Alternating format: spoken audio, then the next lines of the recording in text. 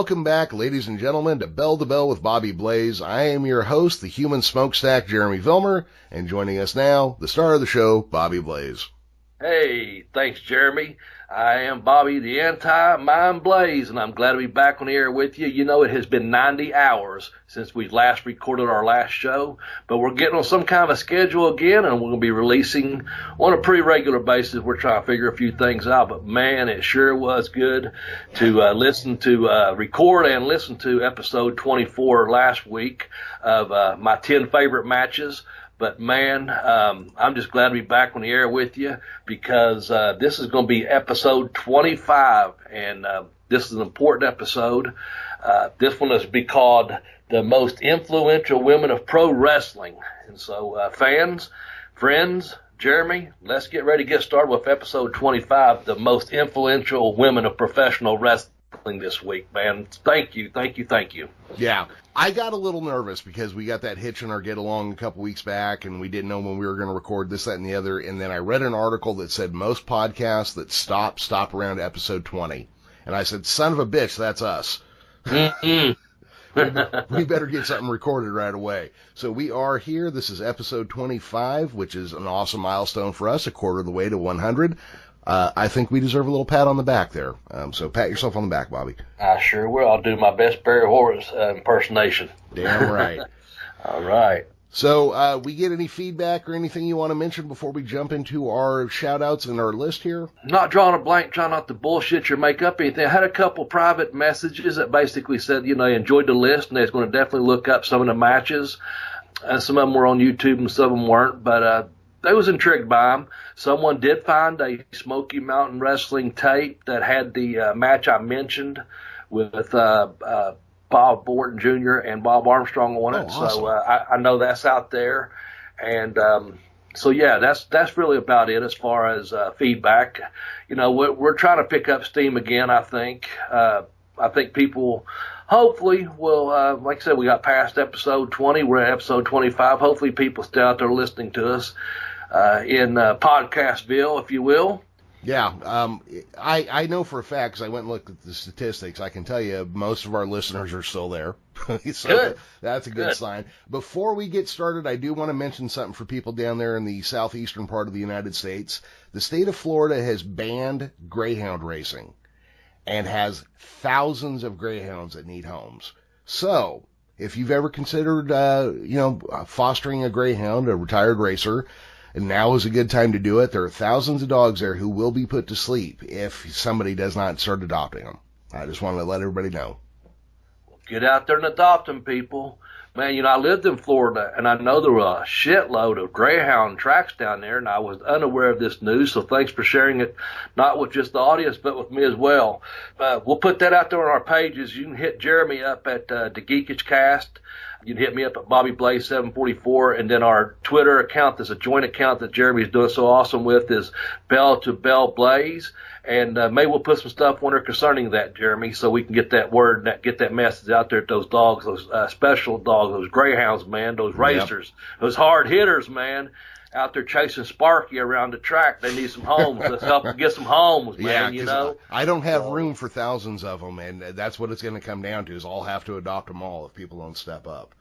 Well, thanks for sharing it with us, man. Absolutely. Yeah, I did get a little feedback, but I got some from the Halloween episode asking me why I didn't like Day of the Dead. It's because it's a boring movie. Sorry, everybody. There you go. Yeah, it just doesn't grab me. Yeah, I have got some private messages. I don't need to mention any names because I told them I wouldn't, but I've got about 3 people that I talked to privately that I'm really glad to hear from because they tell me this show really helps them get through their day or a time they're going through. They really enjoy just listening to us because we're just two really down-to-earth people, they say. I think that one guy one time said country. That was a public statement. Said, you boys are country or something, you know. And that's fine. But I've got about 3 people that'll send me a little message now and again saying, man, thanks for putting out the podcast. You just don't know how much it helps me.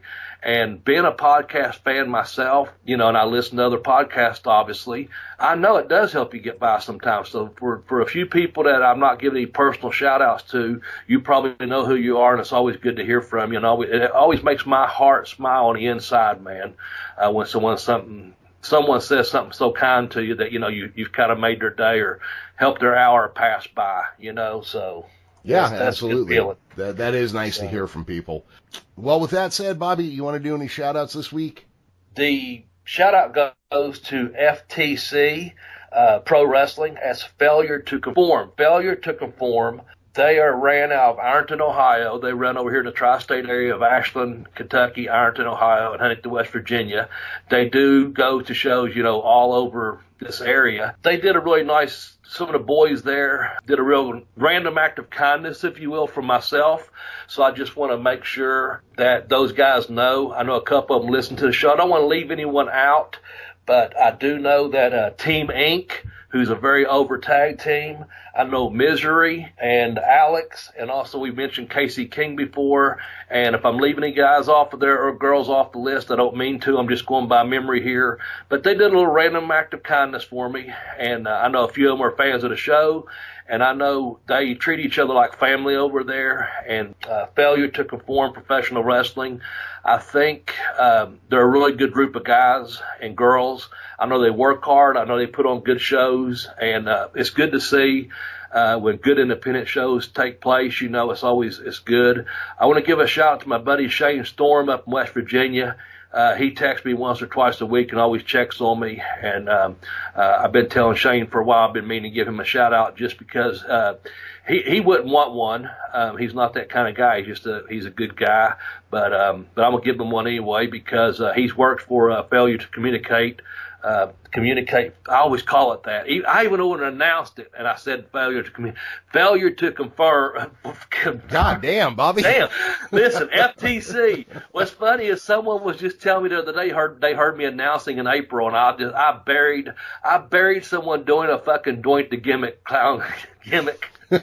Over the fucking PA, and I buried these two girls that's caught them local fucking from the gentleman's club down the street as I announced them from. I mean, you know me, I'm just going to say whatever. But anyway, Failure to, what is it? FTC, Failure to fucking conform. But anyway, thank you, gentlemen and ladies, and that whole professional circuit of people. I'm glad I was able to help you out doing some stuff involving wrestling because it came full circle, and you all was able to help me out concerning something that I was in much need of this past week, and I appreciate it very, very much. So thank you, and that's my shout-outs, the random act of kindness, to pay it forward, and believe me, I will, because I'm that kind of person, and I think everyone should. If someone does something good for you, whether it's buy a cup of coffee to the person in line behind you at the Tim Hortons or McDonald's or wherever, you know what, man, pay it forward, and every once in a while just take the time to do a random act of kindness for someone, because you never know when you talk about making someone's heart warm on the inside. Something so simple sometimes can just warm your heart, melt your heart, make you feel really good. So even though I'm fucking up saying the name, I'll just say FTC and all the guys and girls there, thank you very much. Yeah, so, I was going to make a comment about how, failure to conform sounds like a bunch of hoodlums. But yeah, and they are, actually. Yeah, but I don't need to make fun of them because I think you fucked them up enough right there. I did, and but they know, and hopefully they get it, and word will spread that I did at least fucking thank them, So I did get that out, but that was my shout out, I guess. And I guess we better give Adam a shout out for getting us booked at this week's hotel, and we're coming to you this week from the Riviera Hotel and Casino, the Riv, as is known out here in Las Vegas, Nevada. Give you little facts about that real quick, Jeremy, if you don't mind. Sure thing. We done Ashland, Kentucky last week, and that went pretty cool, I thought. But now we're out here in Las Vegas, man, and of course they got the Cauliflower Ear Club out there in Las Vegas every year. B. Brian Blair, shout out to you for being president. They do it at a different casino, of course, but the Riviera is where the Glow was shot from the Gorgeous Ladies of Wrestling from 1986 through 1989. But it was opened in April of 1955. It closed down in May of 2015. Liberace cut the opening ribbon, and he became the first resident performer there. There were some really good movies, too many movies to name. Con Air, Hangover, some of those movies. But a couple of my favorites was Vegas Vacation, and one of my all-time favorites from 1995, Casino, was recorded there, so or filmed there, if you will. So, of course, all those Vegas places making it seem like on the Strip and the dunes and all that. But we're doing it because Adam got us booked there, got us a special price. He may have a connection somewhere. I'm not going to say too much about that. You never know. He didn't get us the penthouse, but he got us a pretty damn good room at a pretty good rate. And we're here where the gorgeous ladies of wrestling got to shoot their TV show from 1986 through 1989. And that's that, man. So there we go. Well, I remember, I was 13 to 16 when that show was around, and I never missed an episode. All right. Well, I was kind of the ideal market, the pubescent boy, and then there's chicks out there wearing next to nothing, throwing each other around. It might not have been great wrestling, but it was good TV. Oh, yeah, good TV, good entertainment. Oh, God, what was that word? Give me 2 seconds here. Hold on 1 second. I love you, too. Be safe. Take care. Bye. So Jim Cornette came by, I take it. Yeah, there you go. Yeah. You know what? He put me over the last 2 weeks on his podcast, and I appreciate that. Oh, nice. Yeah, I'm behind on listening to podcasts right now because my job change has really screwed up my daily routine. Yeah. It's always nice to be mentioned on other people's podcasts, but Jimmy had something real nice to say to me or about me last week.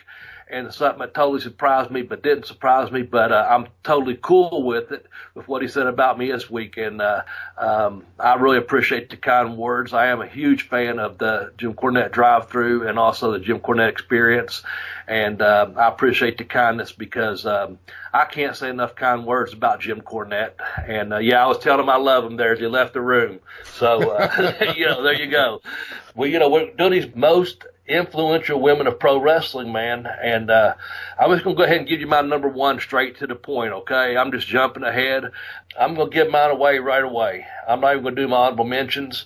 Jeremy, I got to do this to you, man. Okay. Sue the Shooter. All right.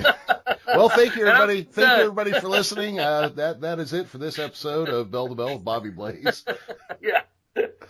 Oh, shit. Sue Shooter, if you're listening, I miss you, baby. I believe she's with Tiger Jeet Singh right now. I just have to wait in line anyway. What the hell? Fuck, we're gonna get sued for this. We're stealing other people's characters and everything. I guess, man. I don't know.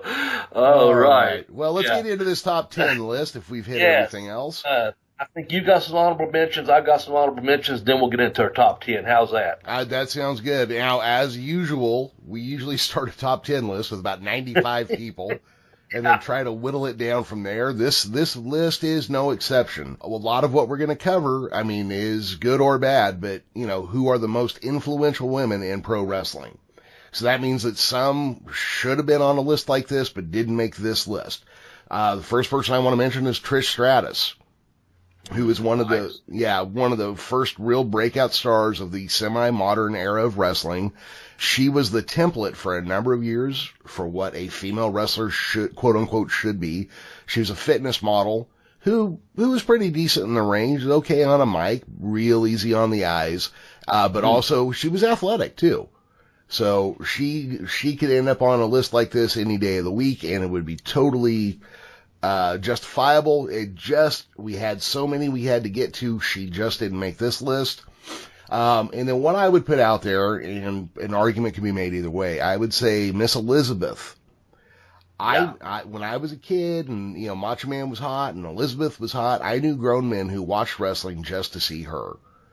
And you can argue whether or not that's influential, but it is important, and it did put eyeballs on the products that they wouldn't have watched otherwise. Yes, I agree. And that's two great honorable mentions there. And I think Liz probably just really missed our list, actually, for whatever reason.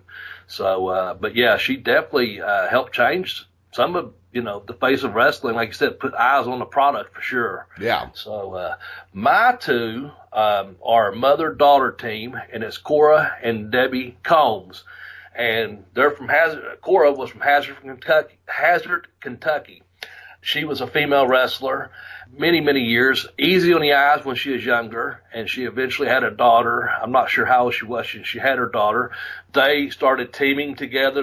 She trained her. They wrestled together as a tag team. They went around wrestling against each other without people, back in the days of kayfabe.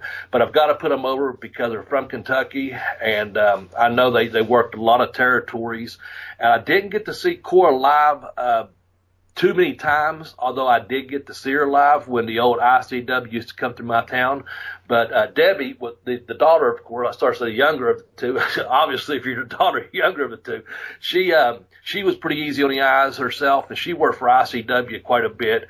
And I think Lady Satan was her main opponent a lot when they came through my town, and I got to see Debbie wrestle quite a bit. So that's my two shout-outs, just because of the Kentucky heritage is there.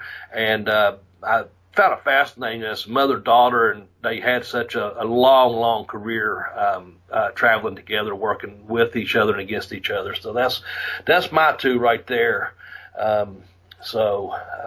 I'll leave it at that. I don't have a whole lot of great detail about them other than they're from Hazard, Kentucky, and they worked a shitload of, made a good living at it from my understanding, back in the day, traveling the territories. Yeah.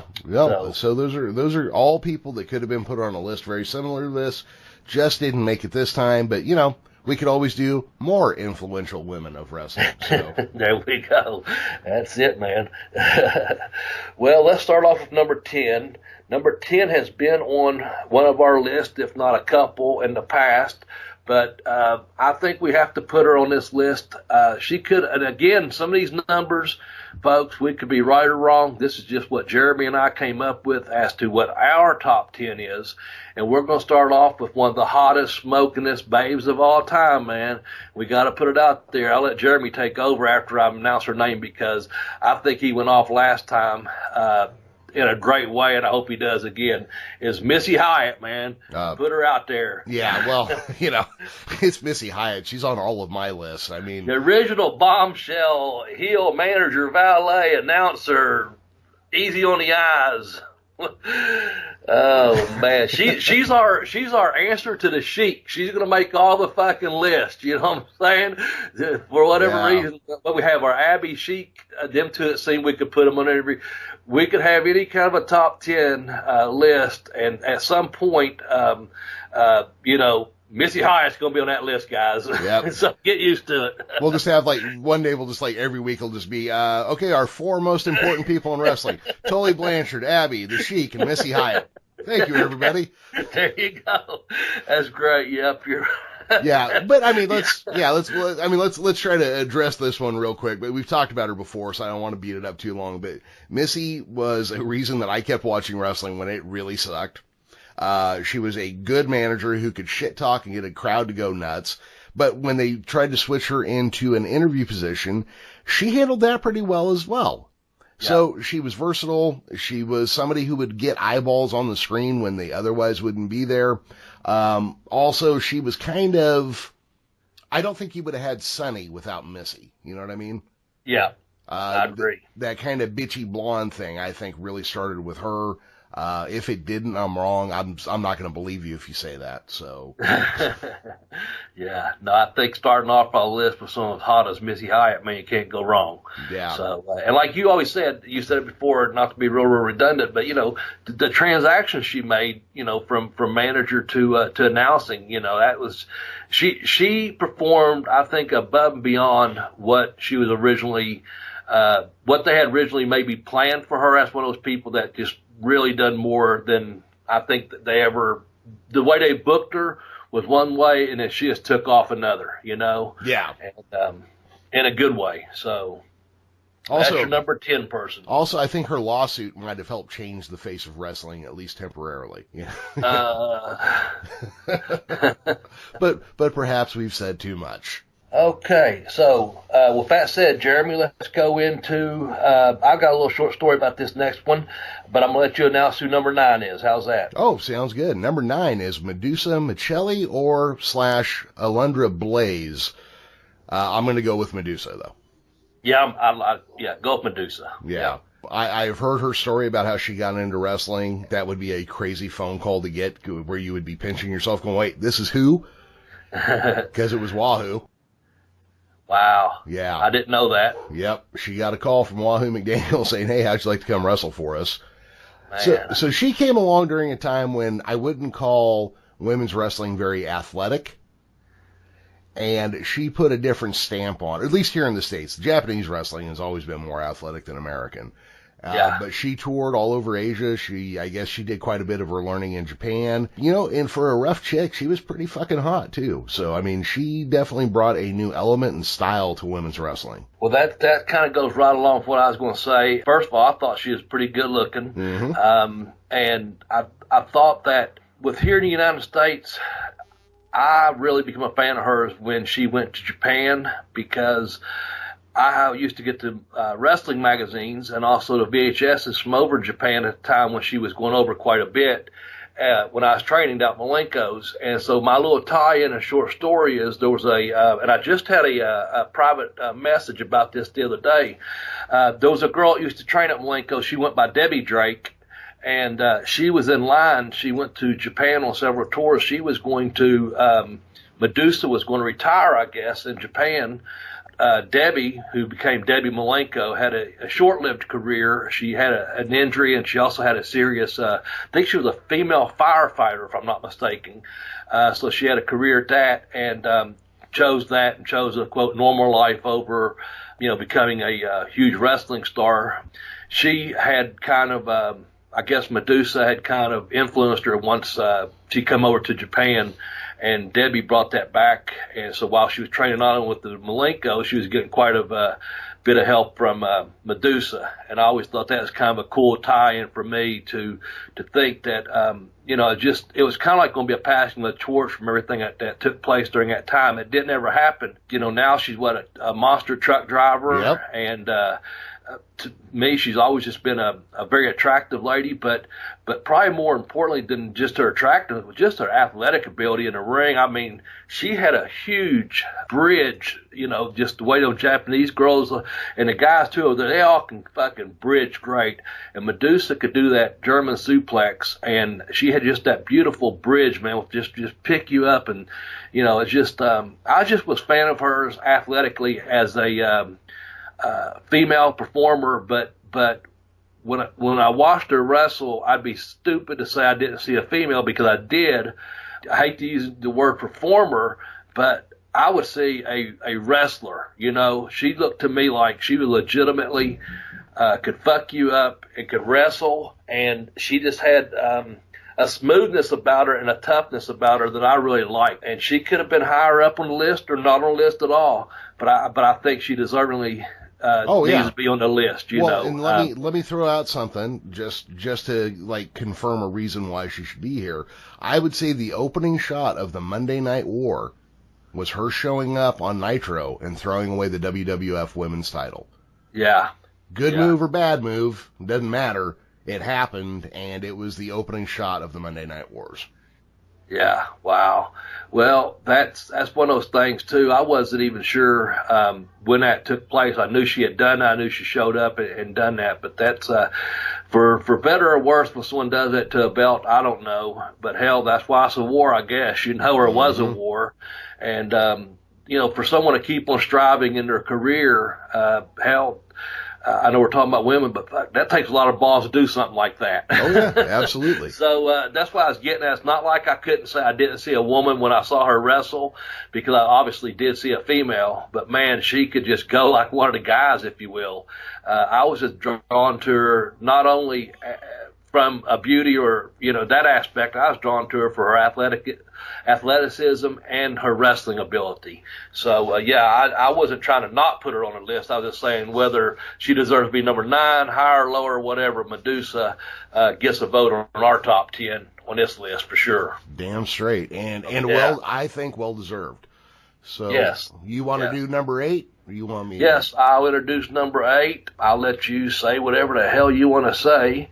But number 8 was was the eighth wonder of the world, if I'm not mistaken. Chyna, was that her nickname, the eighth wonder of the world? Wasn't she the ninth wonder of the world? Because Andre was the eighth. Joni, now I'll fuck up her last name. Lauer, is that correct? I'm pretty sure, yes. I'm pretty sure that's it. So, yeah, we got Chyna, and, she come out there, and hell, I guess at the time people was accusing her of being a man that had transitioned to a woman or something. I don't know, because I don't think people believed that a female wrestler could look like that.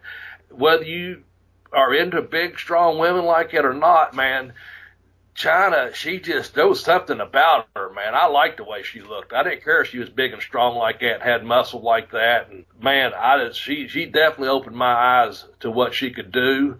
Again, I think she might have been rough around the edges in the ring. I think when I say that, I mean it in a tough way that, you know what?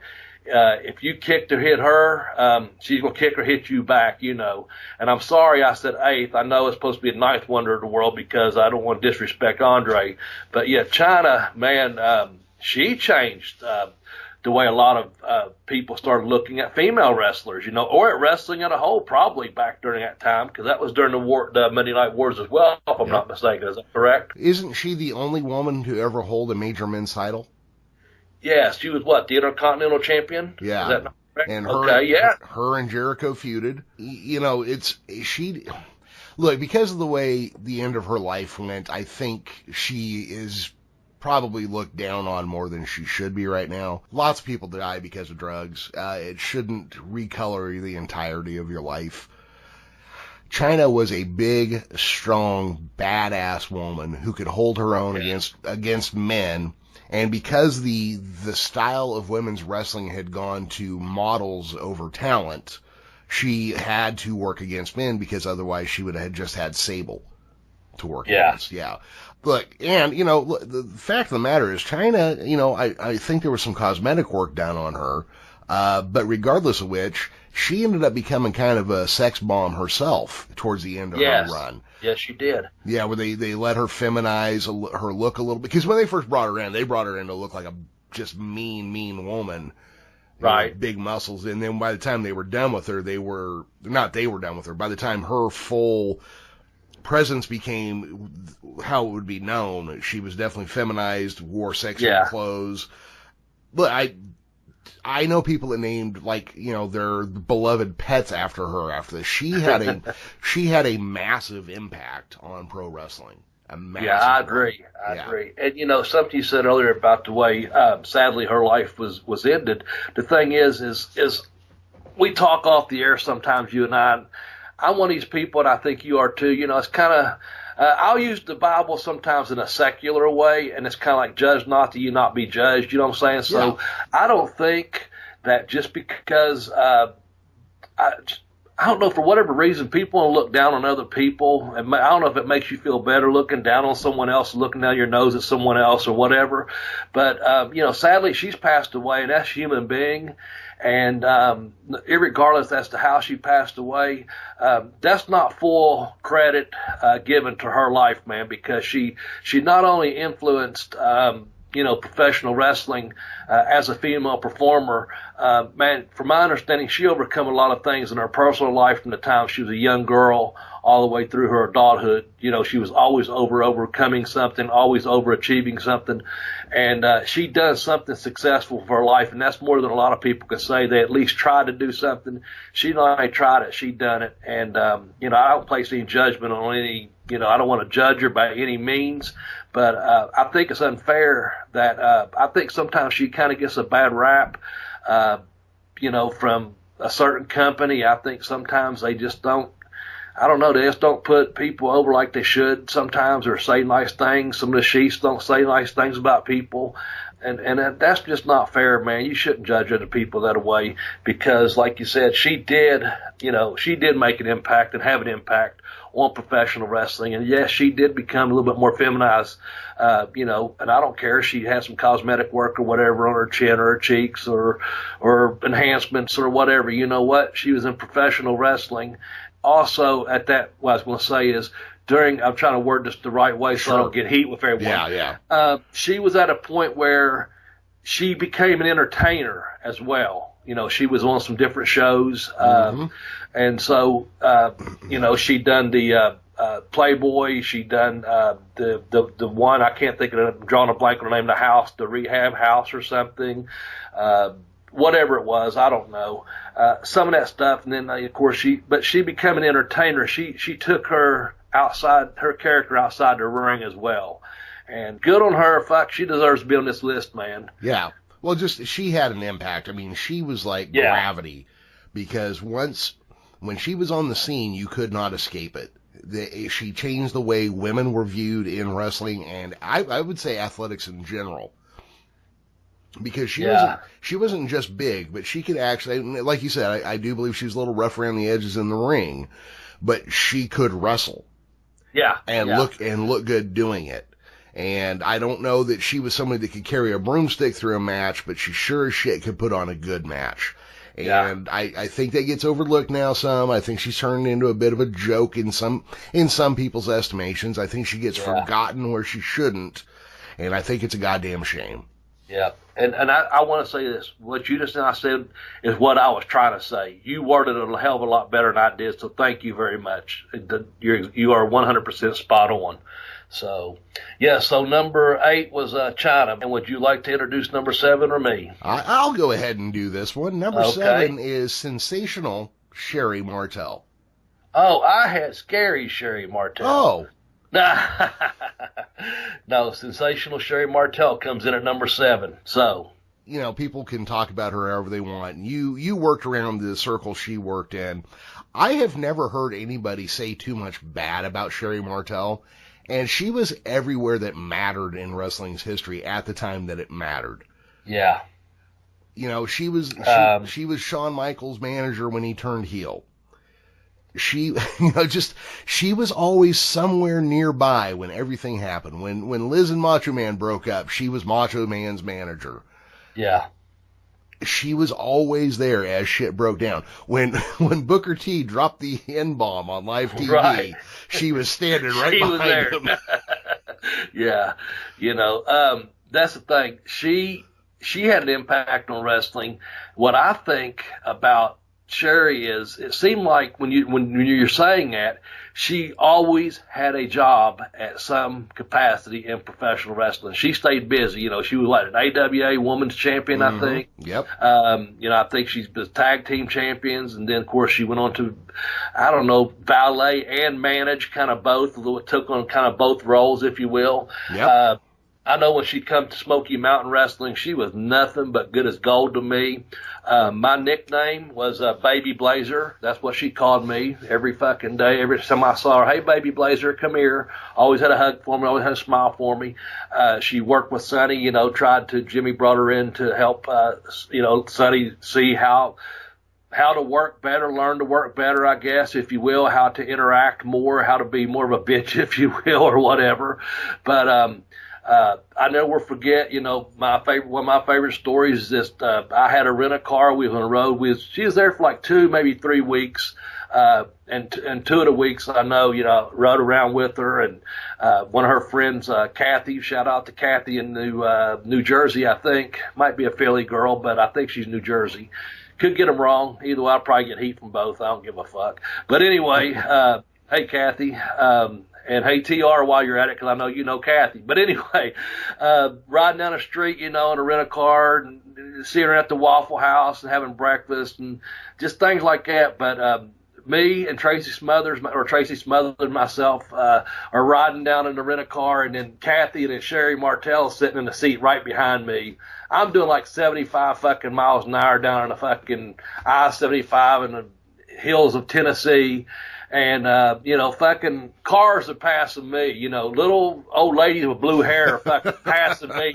And she keeps screaming like, speed up, Bobby, speed up, go faster. Hell, we just went from like Knoxville over to Johnson City, Tennessee or something like that. And, I don't know, we was on, like I said, 75 or 40 or whatever, but I'm doing the fucking speed limit and then some, and I'm still getting passed. And then, she starts saying, she gets it to where I'm the worst fucking driver in the territory, harassing me and this and that. And it gets quiet in the car, and we're just out in the middle of fucking nowhere. She leans over my fucking shoulder, starts laying on the fucking horn.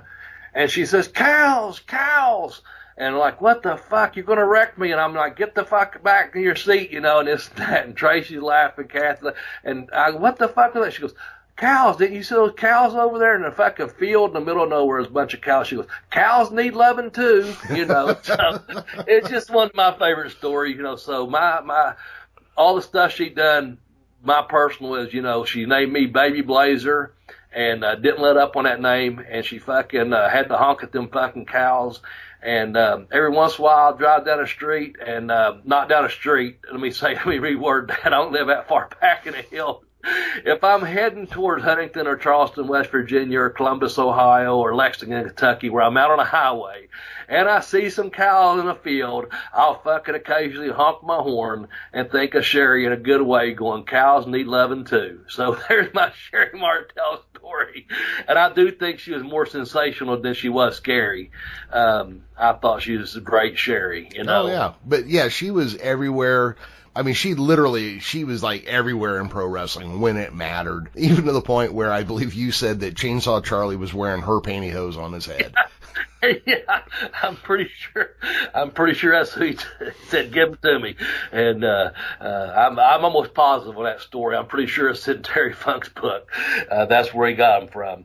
So anyway, that finishes up sensational Sherry Martell coming in at number 7, and it's going to lead to number 6. And I'm hoping that you have a little bit to add about number 6, because I don't have a whole lot to say about number 6 other than it is Mae Young, and with the longevity of her career, she has to be on this list, if for nothing else, taking a fucking powerbomb through the tables by the Dudley boys at fucking 90 years old or whatever. Yeah, well, here's the thing. Her and Mark Henry, I can't stop thinking about those couple of things because I was still watching at the time, but you can tell me whatever you want about Mae Young. That's the only thing I really have on her. And she has to be on this list somewhere, so she comes in at number 6. Oh, yeah. Well, so Mae Young was born during the Depression. She was the youngest of 8 children. She was from Sand Springs, Oklahoma, so she's probably a second cousin of mine, quite honestly. There you go. When she was in high school, she was on the softball team, she was on the wrestling team, and she was doing some other stuff, and she saw that there was going to be pro wrestling women's world champion in town. So she went to Tulsa to challenge the world champion, Mildred Burke. When she was told that you can't just show up out of nowhere and fight the world champion, we'll let you wrestle Gladys Gillum. And she beat Gladys Gillum in seconds in a shoot fight. Immediately was offered a job by the promoter. Man. So, right there is the reason enough that Mae Young goes on a list of influential women in pro wrestling. Now let's fast forward to 80 fucking years to when she's still taking bumps with the best of them. Yeah. And you cannot leave Mae Young off of a list of influential women in pro wrestling. Yeah, I agree. And I didn't know that story, but that is incredible. That is incredible. Yep. And that's also awesome. You get educated on this show, folks. Oh, yeah. Well, that's my buddy who runs the Joe on Joe podcast. He said he listens to us because he was kind of a fan of wrestling back in the day, but we cover shit that was left out of the mainstream or has been lost to history a little bit. He goes, that's the stuff I like when you cover, and that's that. Good. But Mae Young was also one of the first wrestlers to tour in post-war Japan. Oh, is that right? Yes. Wow. Fuck. That's wild, man. See, that's why I was going to say, I'm glad you're sharing this because I learned from this show when I'm doing some of my homework, and I didn't do a whole lot of homework on Mae Young because I knew that you would, to be honest with you. I knew I would do a little bit more on the Riviera because that was my job this week, So, and I know where we're at on our time there because I've got the same time. Even though my gimmick didn't go off, I know about where we're at. But anyway, what I was going to say is, on your friend Joe from Matt's show, the thing I think that pisses me off more than anything, it has nothing to do with Joe, by the way, I'm just saying, when he listens, a guy like that or one of the fans that listen to our show and they learn something, myself included, what pisses me off when you go on the internet and it's wide open, it's the information highway, and the first 10 fucking things, if not 20, that you look up, all reflect back to the fucking WWE. Yeah. It's like they want to rewrite history and they want to rewrite this. And you're looking at the 50 greatest wrestlers of all time and they've got like 47 of them. And you're like, no, that's not, and sharing the stories about Sherry, or sharing the Mae Young story about how she broke in and what a high school athlete she was, and also wrestling and post World War II in Japan. That's the kind of stuff that needs to be preserved for our sport and for professional wrestling fans and aficionados or whatever, man. We love learning. We love professional wrestling, and we hope you enjoy that from our show as well, Joe, and everyone else is out there listening. And we get feedback, and in the next one, I'm definitely going to use some feedback on from one of our listeners. So, this is a great podcast for that. I'm going to go back to the beginning when you said, hey, we're not losing our fans, so give ourselves a pat on the back. I'm going to give ourselves a fucking pat on the back again. Shout out there to Barry Horwitz once more, and that is because, you know what, we do educate some people, man, and we educate ourselves and we learn from the show too, and I think our fans really, really like that, man. They learn about different venues. They learn about the top guys, the bottom guys, and today they're learning about the most influential women in professional wrestling history. And coming in at number 6 was Mae Young, and I learned about 3 things I didn't even know about her, and that's awesome. Yeah, awesome. So she definitely goes on the list. And, yeah, I know what you mean. It's like you go to research something, and WWE has co-opted pro wrestling to the point where they are synonymous with each other, yet. And look, I'm not going to knock them for this. They were the last man standing for a long time. Of course, they caused some of that, but everything is seen through the lenses of WWE. They have co-opted wrestling. They are synonymous. Yet I get angry when people when they say wrestling but think WWE, because that's not the whole thing. Yeah. We'll cover more of that in a few moments here, though.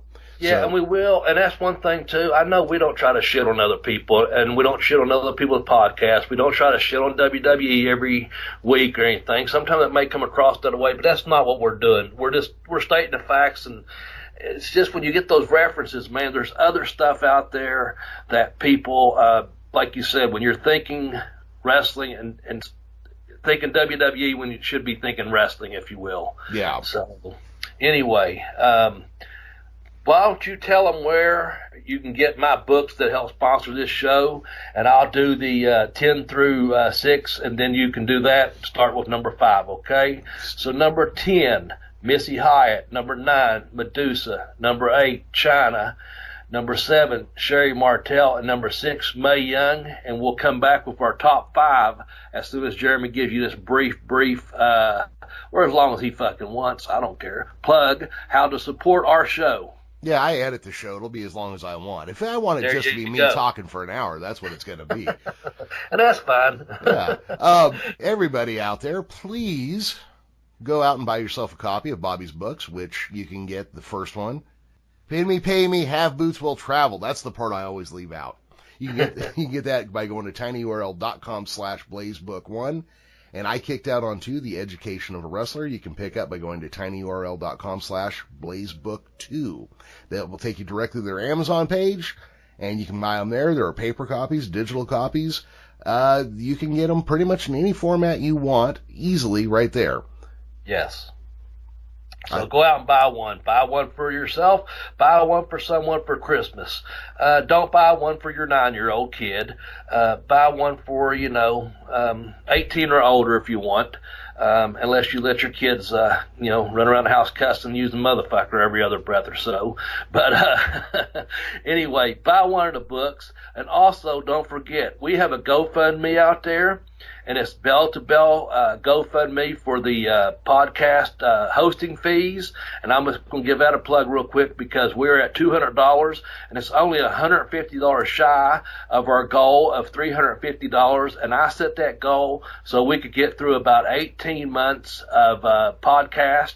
And right now we're slowly getting there. But $5, $10, that helps a whole lot. We appreciate it very much. If you give a gift of $20 or more, I'll make sure you get a signed copy of Pin Me, Pay Me, or I Kicked Out on 2.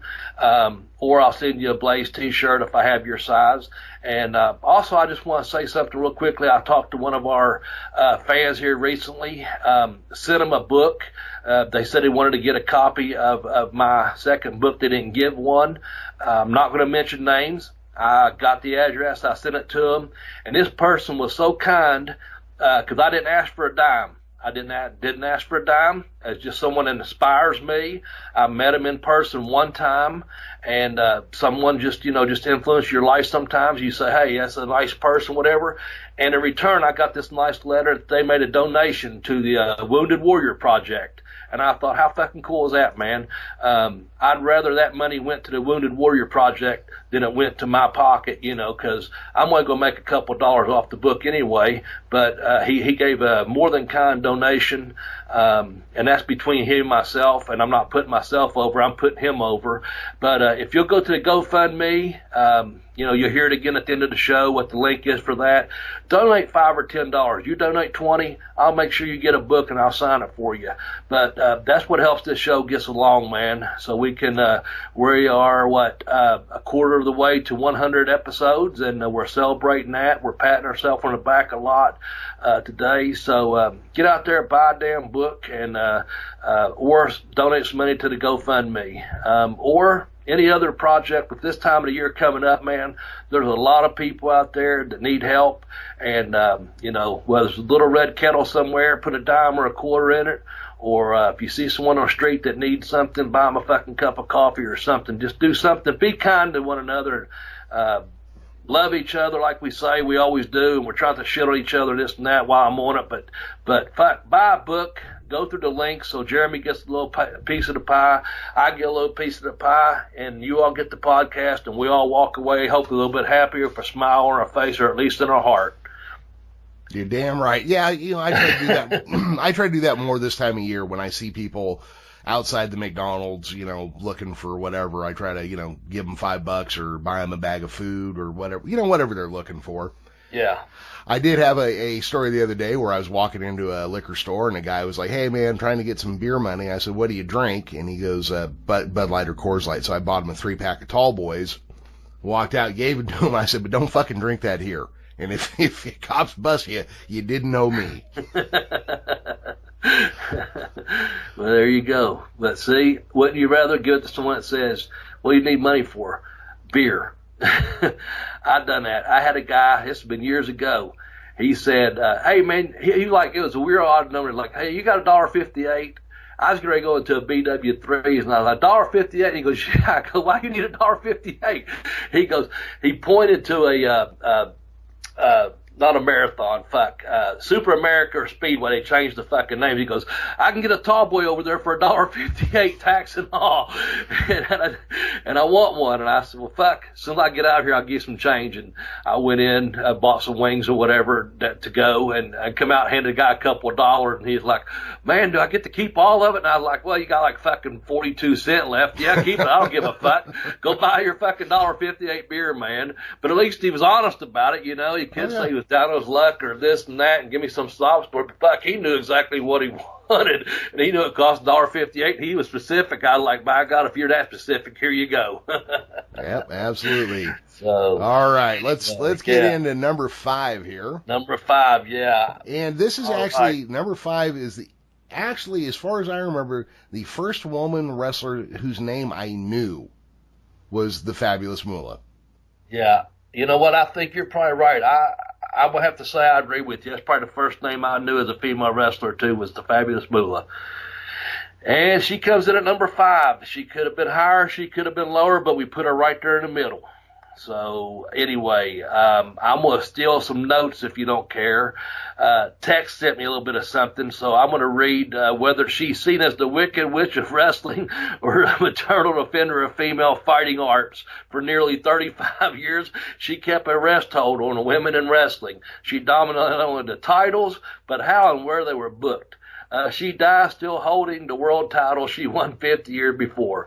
From Buddy Rogers' valet to woman's champ, to rock and wrestling connection to the Attitude Era, Moolah was the constant connection. And so Tex, I quoted you there. That was all coming from Tex's quote. I think I sent it to you, Jeremy, as well. So I stole all that from Tex, or I borrowed it, if you will. But I don't know what more. He put it all in there. But whatever you want to say, tell us about the Fabulous Moolah. Well, so the Fabulous Moolah, we're going to have to kind of talk of two schools here. She kind of held a monopoly on women's wrestling for a very long period of time, where if you needed a women's wrestler, you went through Moolah or you got nothing. Yeah. Now, that, of course, goes hand in hand with her being accused of strong-arm tactics, bullying, also of being sexually exploiting and financially exploiting her quote-unquote students at her school. Her legacy is going to have a big, dark, nasty thumbprint of history on it, but it doesn't change the fact that she absolutely controlled women's wrestling for nearly half a century. Yeah. So, I mean, we're talking most influential here, not most loved, people. That's right. Yeah. So that's a good way of putting it. Yep. It's a good way of putting it. And man. her fingerprints are on women's wrestling forever. She is the oldest person to win a women's wrestling title at the age of 76. She is also she was the 48-year WWE Women's Champion or something like that. Yeah, that sounds about right, yeah. Yeah, and over a 28-year span was the dominant NWA Women's Champion as well. Her wrestling style could be called hair pulling. I think would cover the majority of it. But I mean, I have heard, and I don't, somebody else would have to back me up or tell me I'm wrong, but I have heard that the McMahon children called her Aunt Moolah. Oh, is that right? I have heard that. Now, I don't remember where or when, so I might be stepping all over myself doing it. But as I understand it, they were very close to the McMahon. Moolah was very close to the McMahon family for a long time. But her fingerprints are heavy on the world of women's wrestling. Yeah, well, that makes sense, though, with the McMahon family being there so long. Yeah. So she does have, I mean, look, she's basically been accused of being a pimp and facilitating rape for money. Yeah. I mean, you cannot escape this with her. Matter of fact, didn't they have to change the name of the pay-per-view they were going to name after her? Yes, there was something about that just a few months back that came up.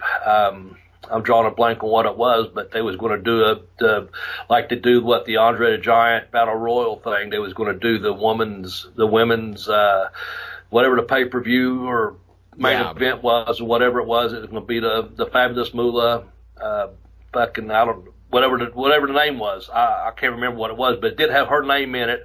I think they was going to lose some Snickers and some other advertisers. I think some people were going to boycott her or something if they didn't change the name. I could be wrong on the facts. I'm not going to sit here and fucking fact check it, but yeah, they did have to change the name of some kind of event here in the last couple of months, removing her name because of the what you like maybe pimping out, I guess, is the best way of putting it. It's controlling all the talent for all those years or whatever. So some of the exploitation charges against her are pretty severe. But she held a death grip on women. Like I said, if you wanted a woman wrestler, you went through Moolah or you didn't get nothing. There you go. Yeah. So, like it or love it, the Fabulous Moolah comes in at number 5. So, now with that said, let's move on to number 4. And this one here surprises me because I'd only heard about her. And what you was telling me about Mae Young earlier about, beating up the shooter within a couple of seconds and then getting offered a job. From everything I understand about this next one, which is number 5, is Mildred Burke. I heard that she was as tough as any man in her era, and that she established what the prototype for what a female wrestler would hold for like the next 50 to 60 years. I heard nothing but I know there was a whole lot of stuff involving I guess she was kind of pimped out, if you will, by her husband in some regards, if I'm not mistaken.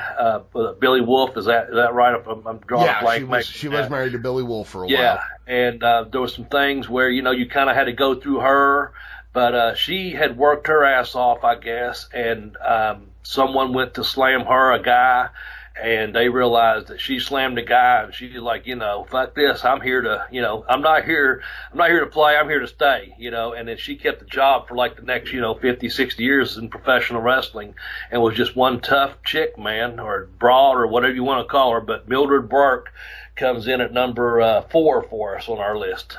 Yeah, so Mildred Burke in the 1930s wrestled more than 200 men and lost to 1.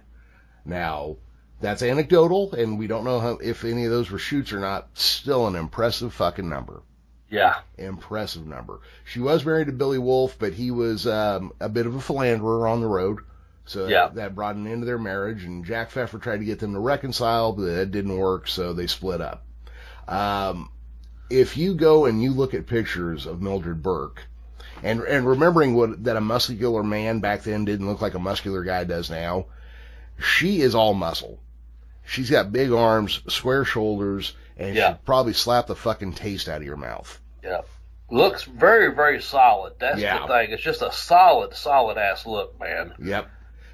I guess she was from Kansas originally, and she worked at a Zuni Indian reservation at a restaurant, and led to her meeting people and getting into the wrestling career. And she's one of those ones that, when we talk about forgotten pieces of history, she is one that we all need to take a more serious look at and try to go back and remember what she contributed, because she is a name that's going to be lost to history if people don't start paying attention to that. Yeah, I agree, because I went back and read that, and I read an article. It was basically she was the foremost pioneer in the art of women wrestling, and it wasn't put out by WWE, believe it or not. It was put out by someone that was associated with WWE. Yeah. But nonetheless, I was glad I read what I did read. It was a short piece, but I did enjoy it. And it's like you said, some of these people, we need to remember them just to keep the history in the truth of the matter of it, in the light, and let people know that before the Chynas, there was a Mildred Burke out there that had big shoulders and big arms and could slam men and beat men. And keep that in mind, folks. That's why she's on the list, and she comes in at number 4. Yep. And do you want to announce number 3 for us, sir? Number 3, yes. And these next 3 could have probably come in any order. We had discussed this order, and this one here is a tough one to come in at number 3, because she may have actually moved up in the way we kind of have presented the most influential women in professional wrestling. And number 3 is Stephanie McMahon, and she has been around for over 20 years. I mean, her whole life, of course, has been involved in professional wrestling, but Stephanie's been involved in the business, in 20 years with a creative. But the thing I see, whether she's on TV acting as a heel or trying to work a match or whatever she's doing, what I see more than that, I see beyond that, and that is, I don't know that I've ever seen anything that she's turned down that hasn't helped a charity or a charity foundation or doing something for her community or for a national events and those type things. She may betray an evil person on TV at times, I guess. I liked her a long time ago. I always thought she was a really attractive young lady, but her character comes across one way, but I think outside the ring, she's probably got a more beautiful heart than what you see on TV. As far as, if you think, I'm not looking at her just saying, oh yeah, she's a good looking woman. I'm looking at her going, she's got a beautiful heart to her. And I don't know much about her. I mean, I know she's married to Triple H. I know she's Vince McMahon's daughter. I know she's been in the business her whole life and things. It just seems like, being involved with, creative team, the general public perception of her, she's just an ambassador, man, of professional wrestling. That's what I like about her. Probably more than anything I'm trying to say is she is a good role model and female ambassador for professional wrestling, woman or no woman, men or no men, just professional wrestling, and the WWE in general. She is just she's at the top, man. There's no doubt about it.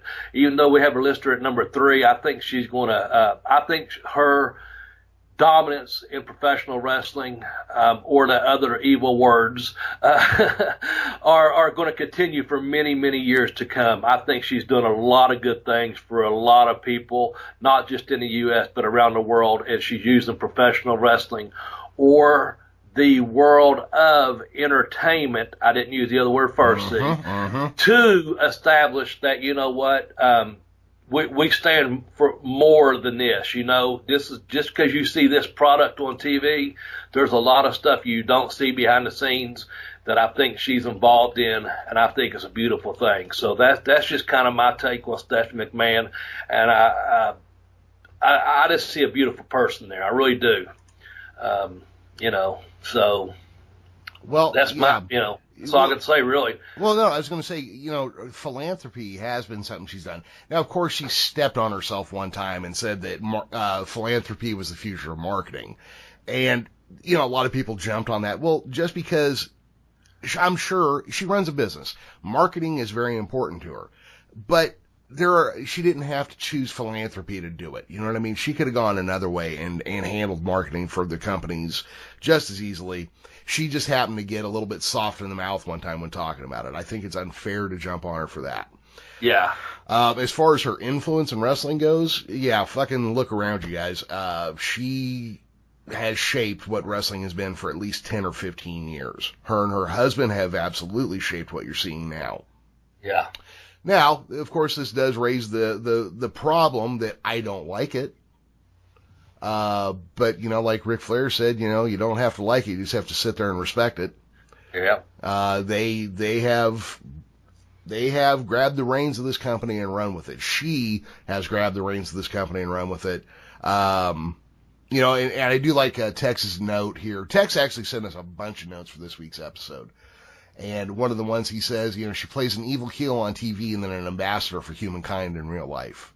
I thought that was a nice dichotomy showing right there. It's probably also a reason why wrestling doesn't hold up as well, because, Bobby, in your day, if you were working as a face and you went out drinking beer with a heel at a bar next to the arena you were working in, what happened?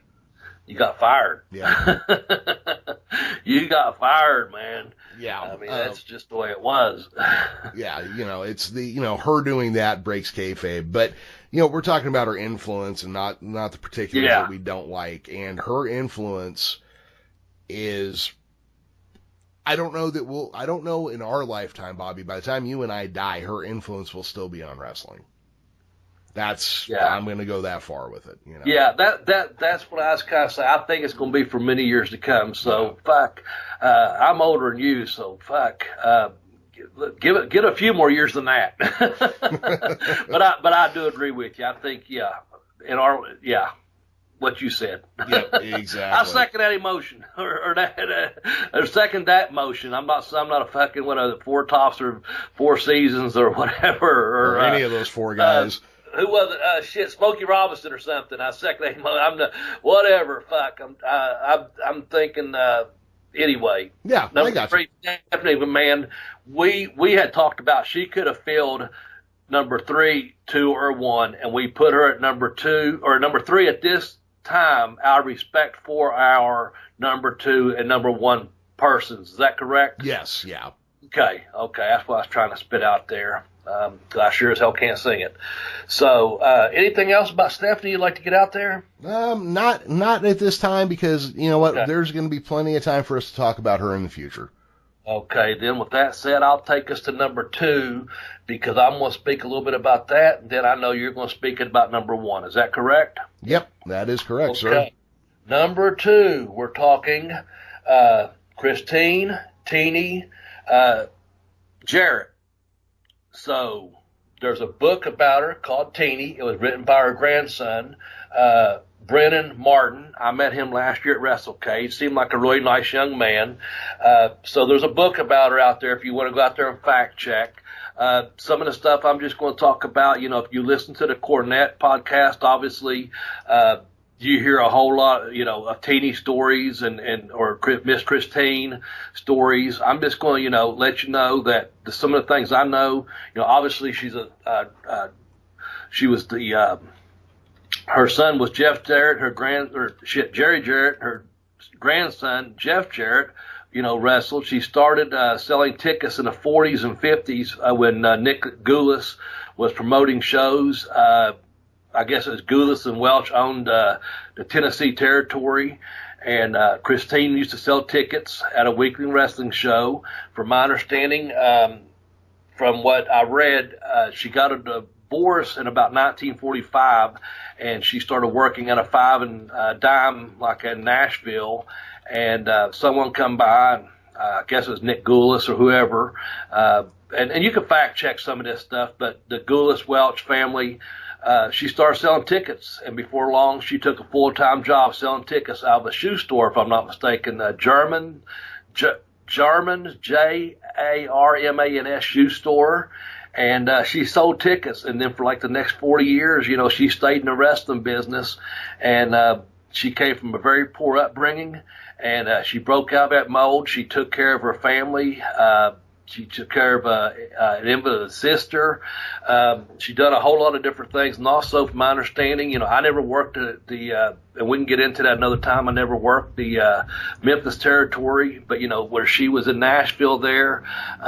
She was just involved in the wrestling business, various roles, from ticket seller to gimmick seller to driving a young Jim Cornette, his mom, from town to town while he was taking photographs back in the day.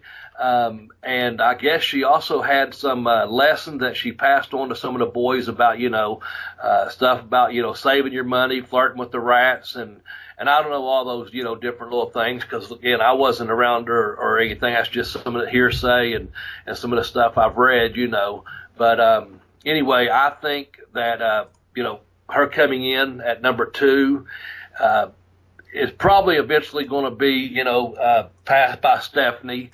But as of right now, for our list right now, number 2 is Christine Teeny Jarrett. Is that correct? Oh, absolutely. And keeping in mind, like you said when you and I were talking about it, no Christine Jarrett, no Jerry Jarrett, no Jerry Lawler, no Andy Kaufman. Right. I guess you could even push it far enough out. You could say the Poffo family would have never have started the ICW. Yep. So without her, the entire face of wrestling changes without Christine Jarrett. Yeah. So I have a little quote here from Double J, Jeff Jarrett. It said, her legacy will always be that she treated this wrestling business like a business.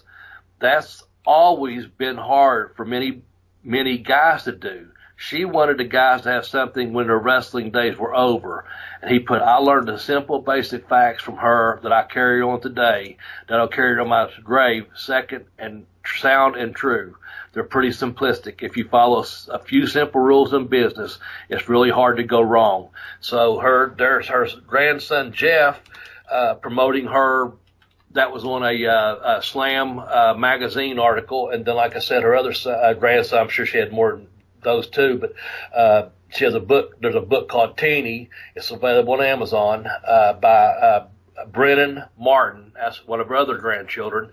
I think the cover has her and Andre the Giant on it, or at least it did. They may have changed the cover, and the Andre picture and her may be in the middle of the book now. I'm not sure how they've done that, because I've seen 2 different covers. But anyway, there's a lot of information out there because there's several interviews with Jeff Jarrett, of course, but also recently popping up has been a lot of Jerry Jarrett interviews on YouTube, and I'm sure you can hear some of his stories as well. And if you listen to, again, I'm going to go ahead and give him a plug, of course, is Jim Cornette Experience or The Drive-Thru. He talks a lot about Christine Jarrett. So that's number 2 on our list. Yeah, and real quick, before we move on to number 1, I just set it up. If you go to tinyurl.com/bbteeny, it will take you right to the digital download on Amazon for that book, where you can buy it right on Amazon. There you go. So that's BB. Damn, you're good. Yep, BB Teeny. All right, Bobby. So why don't you count us down from 10 to 2, and then we'll cover number 1. Okay, here we go. Sue the Shooter. Sue Shooter. Oh, no, never mind. Hey, Sue, get the fuck out of room 413, Sue. All right, so, all right, we have some honorable mentions, but number 10 comes in at Missy Hyatt. Number 9, Medusa. Number 8, Chyna. Number 7, Sherry Martel. Number 6, Mae Young.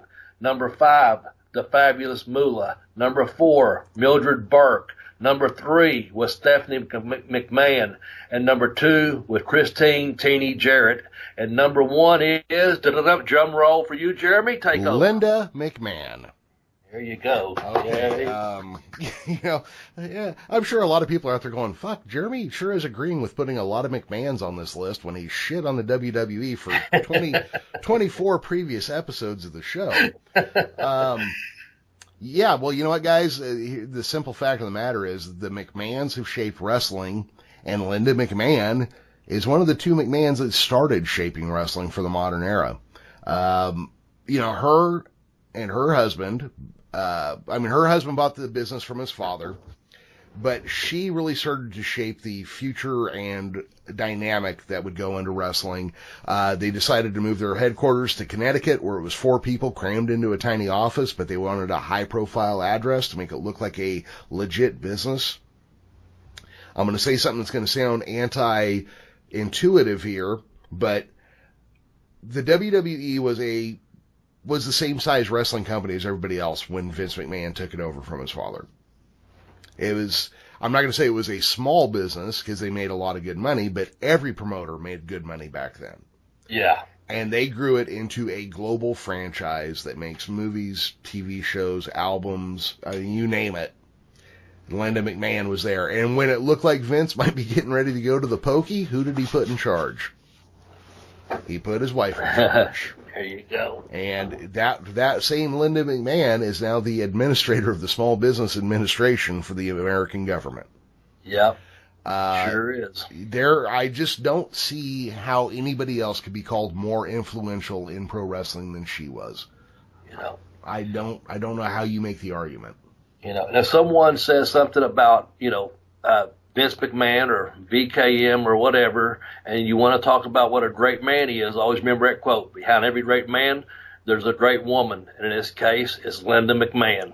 Mm-hmm. So, administrator of the Small Business Administration since last year, I guess. Yep. But, man, just a lot of influence behind the scenes on decisions. I think she kind of wanted to stay in the back. And I think Vince's ego, of course, and not knocking him, he's the one that wants to be on camera, So it's one of those things that is probably the way it's worked out. It's obviously working for both of them. It's worked all these years. I don't know how long the fuck they've been married, forever and a day, I'm sure. But think about it, man. Everything that's went on with WWE or in the past X amount of years, she's been behind it. She's been behind it. So, number 1, Linda McMahon. Yeah, I just don't, there's no way to get around it. Bobby, if I'm not mistaken, and if I'm looking at this right, it looks like her and Vince McMahon were married in 1966, which means they have been married as long as you've been alive, basically. Yeah. Yeah. That's a damn long time. Time. You know what? I just glanced over and I saw that. I see the little M, 1966. You're correct. Man, nowadays, hell, for people to say, hell, I'd like to date a woman for like 66 fucking minutes, Mm-hmm. And fucking 60 minutes is probably just telling you to get your ass out of the car because I'll be done in less than 5 or 6. But anyway, nonetheless, that's a long time to be married to the same spouse. And that's the thing. They're a very successful family. Their children are successful. And, it's just one of those things that, like I said, it takes a strong woman behind, every successful man. And obviously, whether you like her or whether you don't like her, it's one of those things, what did you say, Ric Flair said, you better learn to respect it or learn to love it or whatever, man, because it's here to stay. And that power train and that power team and that power couple, whatever you want to call them in that company, it's here to stay, folks. And, I couldn't think of, we said Stephanie will probably be number 1 eventually. just based on what we've talked about. But I think our top three were a solid top three, and I think we can't argue that at this point right now, Linda McMahon is number one of the most influential women in professional wrestling. Yeah. It would take, I mean, you could do a whole episode just on her impact on wrestling. I'm not going to even try to scratch it because I'll leave out things that are more important than the things I mentioned. I believe Tex in his notes to us just said I could write a doctorate's thesis on this alone. Yes, that's what he said. I believe the decision to go PG was hers. She's played characters on screen as well as her behind the scenes roles, charitable work. She's been on the board of education in Connecticut. Just she gets overlooked because she was in the background, but you know as well as I do that, all the pushing when you're pushing a stalled car comes from the back. You know what I mean? That's all that pushing comes from somewhere, and it's usually somewhere you don't see. Yeah. And for that, Linda McMahon, we salute you. You've definitely left your thumbprint on pro wrestling. I agree. For better or worse, you have definitely changed it. You have molded it like a bunch of clay is what you've done. Yeah. So anyway, from the Riviera Hotel Casino from Las Vegas, Nevada, I am Bobby Blaze, and it's been my pleasure to speak with my friend, co-host, producer, and editor of the Bell to Bell with Bobby Blaze podcast, Jeremy Vilmur. Jeremy, take us out of here, brother. Thank you so much. You got it. Everybody, thank you for listening. We will be back in 1 week. In the meantime, if you have any ideas for top 10 lists or show themes or anything you'd like us to talk about, shoot us a note on Twitter. I'm at The Geekish Cast. Bobby over there is at Bobby Blaze 744, right, Bobby? Yes, sir. And you can get us both at Bell to Bell Blaze. We are on Facebook. You just search for us. We have a group and a page. That being said, Bobby, thank you for coming. Listeners, thank you for listening. Bye-bye, everybody.